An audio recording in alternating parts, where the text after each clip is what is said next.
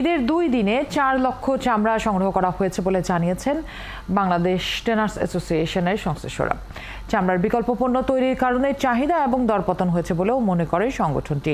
কিছুক্ষণ আগে ধানমন্ডিতে এক সংবাদ সম্মেলনে এসব কথা বলেছেন সংগঠনের নেতারা। দর্শক, এই বিষয়ে আরো তথ্য জানাতে আমাদের সাথে যুক্ত হচ্ছেন সহকর্মী জাহিদুল ইসলাম। জাহিদ, চামড়া সংগ্রহ এবং দাম নিয়ে সংবাদ সম্মেলনে আর কি জানিয়েছে টেনার্স অ্যাসোসিয়েশন?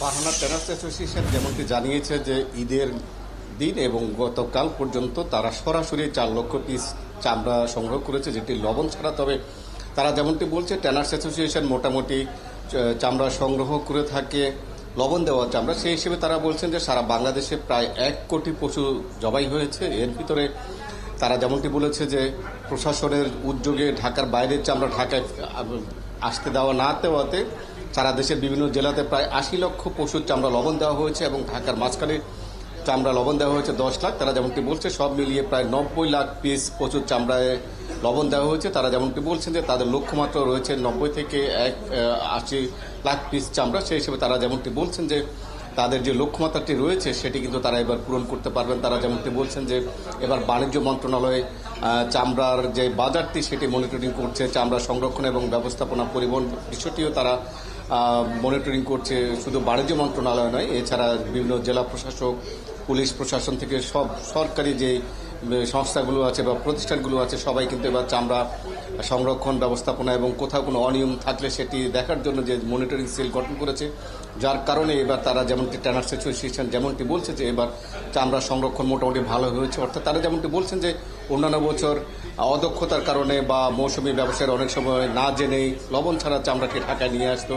এবার কিন্তু প্রশাসনের উদ্যোগে সারা বাংলাদেশে লবণ যুক্ত করার জন্য যে উদ্যোগটি ছিল সেটি কিন্তু দৃশ্যমান হয়েছে, যার কারণে এবার চামড়ার অপচয়টা কম হয়েছে, যার কারণে চামড়াগুলো ভালোভাবে সংরক্ষণ করা হয়েছে। তারা যেমনটি বলছে যে 2 থেকে 3 দিন পরে তারা ঢাকার এবং ঢাকার বাইরে যে চামড়াগুলো রয়েছে লবণযুক্ত সেটি তারা সংগ্রহ করবেন, যার ফলে তারা যেমনটি বলছেন যে চামড়া এবার তারা তাদের লক্ষ্যমাত্রা অনুযায়ী পূরণ করবেন। তবে একটি কথা জাহিদ, সেক্ষেত্রে আমরা দেখছি যে প্রতিবারের মতো এবারও যারা চামড়ার ব্যবসায়ী রয়েছেন, যারা এই চামড়া কিনে নিয়ে এসে বিক্রি করতে যান টেনার্স অ্যাসোসিয়েশনের কাছে, তাদের সেই পাল্টাপাল্টি অভিযোগ যে দাম তারা চাচ্ছেন সেটি পাচ্ছেন না, প্রচুর চামড়া তারা ফেলে দিচ্ছেন, নষ্ট হচ্ছে।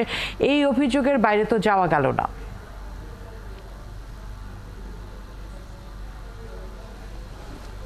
না, এখানে একটি কথা বলে রাখি যে চামড়া নষ্ট হওয়ার বিষয়টি একটু আগে আমাদের সংবাদ সম্মেলনে টেনার্স অ্যাসোসিয়েশনের যে সভাপতি শাহিন আহমেদ তিনি বলেছেন যে ঢাকার বাইরে চামড়াগুলো যখন ঢাকায় আসা শুরু করে ঈদের দিন সেই ক্ষেত্রে কিন্তু চামড়াগুলো নষ্ট হয়ে যায়, কারণ একটি চামড়া সংরক্ষণের জন্য লবণ দেওয়ার জন্য উপযুক্ত সময় হলো জবাইয়ের 4 থেকে 5 ঘন্টা পর্যন্ত ভিতরে যদি লবণ দেওয়া হয় তাহলে সেই চামড়াটির মান একদমই অক্ষুণ্ণ থাকে। এরপরে যদি চামড়া 12 ঘন্টা পর্যন্ত চামড়া লবণ দেওয়া যায় সেই ক্ষেত্রে কিন্তু চামড়ার মানটি কমে যায়। কিন্তু আমরা টেনার্স অ্যাসোসিয়েশন যেমনটি বলছে যে ঢাকার বাইরের বিভিন্ন চামড়া যখন সারাদিন ঢাকার বাইরে সংগ্রহ করার পর যখন রাজধানীতে ফিরে বিক্রি করার জন্য সেক্ষেত্রে কিন্তু সেটিতে লবণ দেওয়া হয় না, যার কারণে 12 থেকে 24 ঘন্টা পর্যন্ত সময় কিন্তু নষ্ট হয়ে যায়। সেই ক্ষেত্রে কিন্তু চামড়াটিও পচে যায় এবং চামড়াটিতে বিভিন্ন ভাইরাস এবং ব্যাকটেরিয়া কিন্তু আক্রমণ করে থাকে, যার কারণে টেনার্স অ্যাসোসিয়েশন যেমনটি বলছে যে পচা চামড়া কিন্তু পোস্টার যারা পাইকার বা আড়তদার আছে তারাও কিনতে চান না, টেনার্স অ্যাসোসিয়েশনের যে সদস্য তারাও কিনতে চান না, যার কারণে আসলে যে ঢাকার বাইরে যে চামড়াগুলো সেই ক্ষেত্রে তারা উপযুক্ত দাম না পেয়ে কিন্তু সে পচা চামড়ায় ফেলে দেয়। আর টেনার্স অ্যাসোসিয়েশন যেমনটি বলছে যে চামড়া যেটিতে লবণ দেওয়া হয় সেটি কিন্তু তারা কখনো কম দামে কিনেন না। তারা যেমনটি বলছেন যে তারা মান ভেদে এবং মান বুঝে কিন্তু সরকার যে দামটি নির্ধারণ করে দেয় সেই দামেই কিন্তু তারা চামড়াটি কিনেন। একটু আগে আপনাকে যেমনটি বলতে চেয়েছিলাম যে কাঁচা চামড়ার দাম সরকার নির্ধারণ না করে দেওয়াতে চামড়ার দরপতন হয় কিনা সেই প্রশ্নে কিন্তু টেনার্স অ্যাসোসিয়েশনের যে প্রেসিডেন্ট তিনি বলেছেন যে সব সময় সরকার লবণযুক্ত চামড়ার দাম নির্ধারণ করে দেয়, লবণ ছাড়া চামড়া যেটি রক্তযুক্ত সেটির দাম নির্ধারণ করে দেয় না, যার কারণে অনেক সময় যে মৌসুমি ব্যবসায়ীরা আছেন তারা কিন্তু মফস্বল থেকে চড়া দামে চামড়া কিনেন কিন্তু রাজধানীতে এসে কিন্তু সেই দামটা পান না। তো সেক্ষেত্রে তিনি বলেছেন যে আগামী বছর যদি সরকার লবণ ছাড়া রক্তযুক্ত যে চামড়া সেটির দামও নির্ধারণ করে দেন সেক্ষেত্রে কিন্তু আসলে দাম নিয়ে যে ভুল বুঝাবুঝি বা দরপতন বা চামড়া ফেলে দেওয়া বা ধন্যবাদ জাহিদ আমাদের সাথে যুক্ত হওয়ার জন্য। সহকর্মী জাহিদ হোসেন যুক্ত হয়েছিলেন দর্শক আমাদের সাথে।